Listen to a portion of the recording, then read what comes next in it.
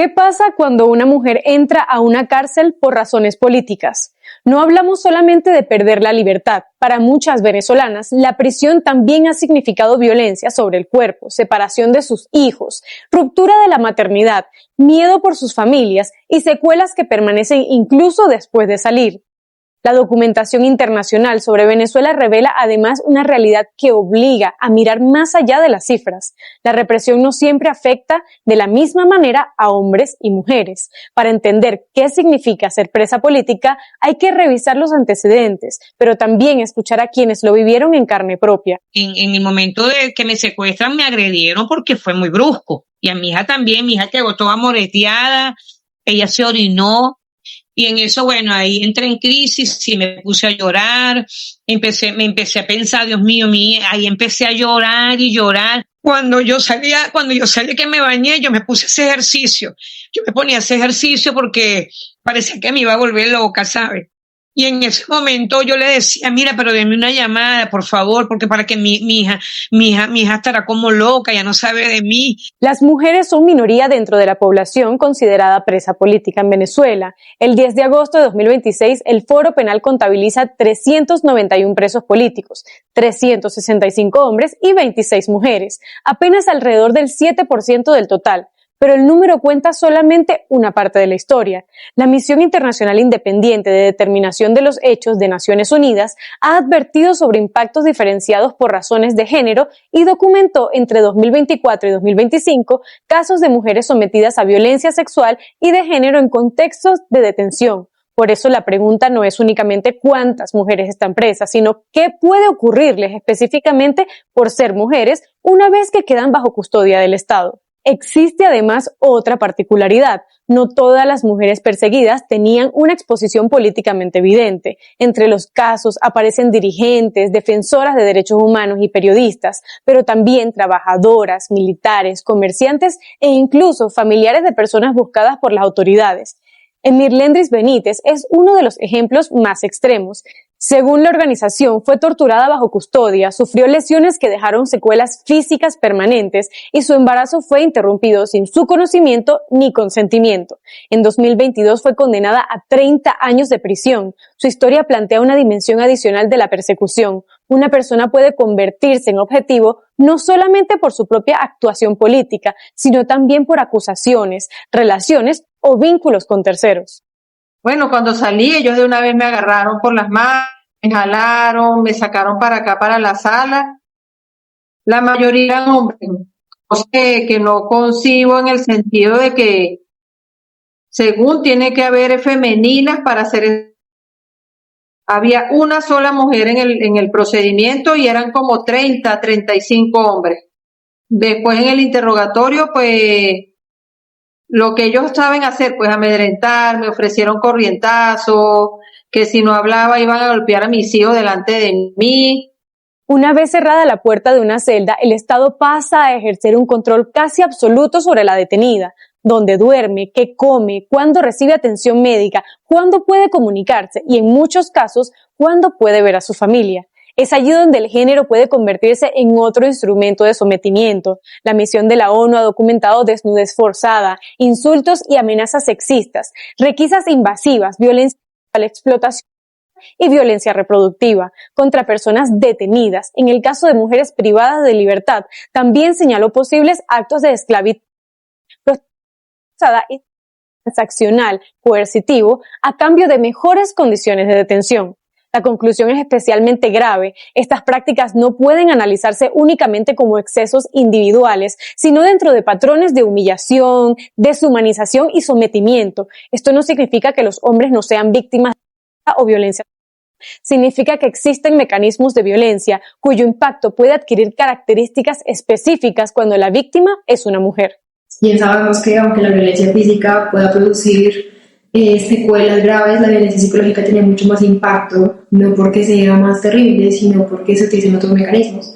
Utilizar la violencia o utilizar la amenaza en contra de nuestros familiares o de las personas que tenemos generalmente crea sentimiento persistente de angustia, de persecución, y que lastimosamente ha sido utilizado no solamente como método de tortura cuando ya son capturados, sino como amenaza constante cuando están en persecución. Y no siempre es necesaria una agresión consumada para provocar daño. La amenaza, la desnudez forzada, los comentarios sobre el cuerpo, las requisas invasivas o la utilización de la intimidad pueden funcionar por sí mismos como mecanismos para quebrar psicológicamente a una detenida.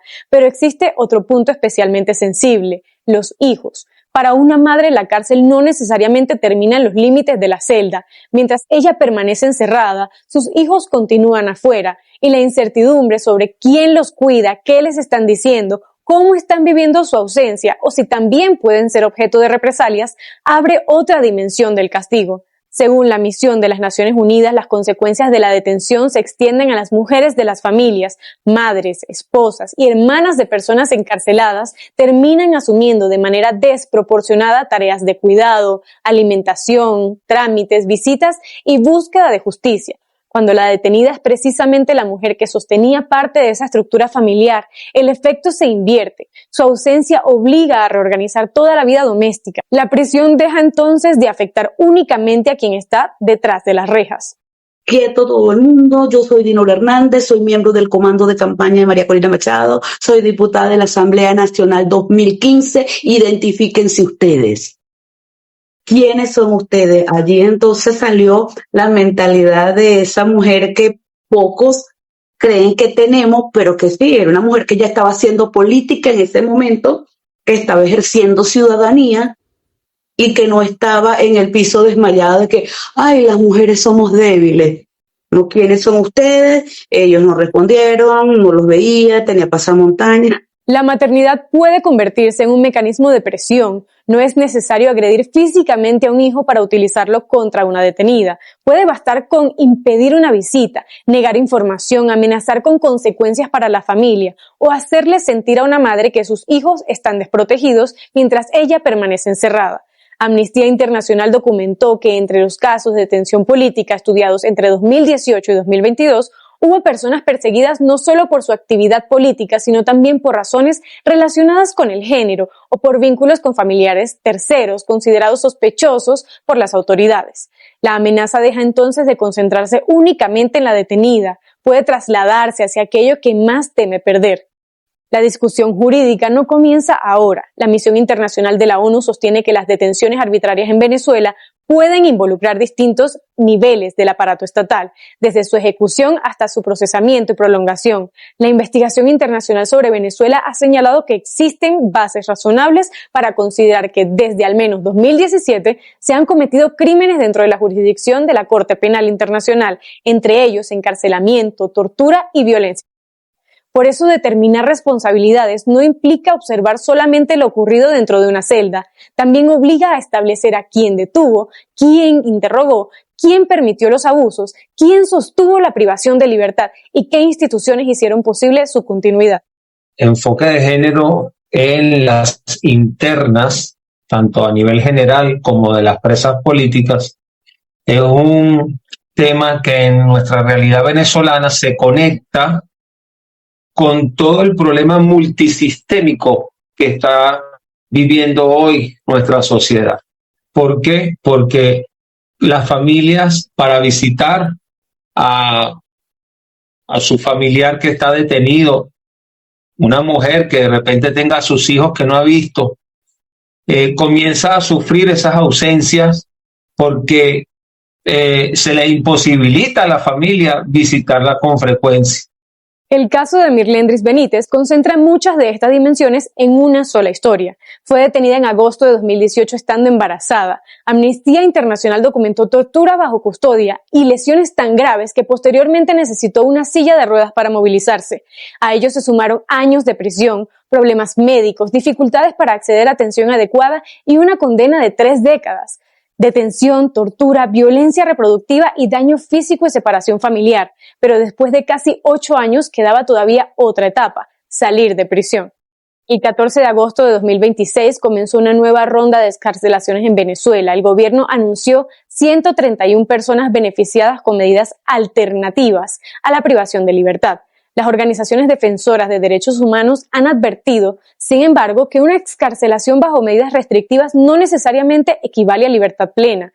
Para el 17 de agosto, el Foro Penal había confirmado 81 excarcelaciones desde el día 14. Entre las mujeres que salieron estaba Emirlendris Benítez, y su caso obliga a mirar más allá de la imagen de una puerta abriéndose, porque salir de prisión no significa que la prisión salga inmediatamente de quien estuvo encerrada. Pero al obtener la libertad, ¿qué ocurre después? Si una persona estuvo años detenida arbitrariamente, perdió salud, vínculos familiares, ingresos, oportunidades laborales o parte de su proyecto de vida, abrir la celda solamente resuelve una dimensión del daño. La siguiente discusión es la reparación. Como digo, el contexto depende del tiempo también. También las secuelas que esto se da no solamente son físicas, sino son sociales, familiares, laborales, amorosas, en que la persona pierde o deja de tener capacidades que solía tener en el principio. No sé si estuve X cantidad de tiempo encerrada en una cárcel, con demás personas, con instrumentos de tortura frecuentes, con personas que violentaban constantemente. Muchas de estas personas suelen tener reacciones emocionales de alejamiento, no me toques, no me hables.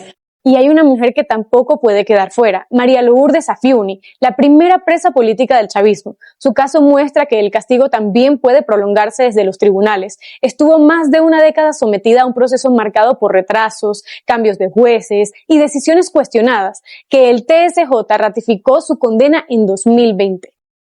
Un viacrucis judicial que demuestra que para una presa política, la cárcel también puede continuar en un expediente.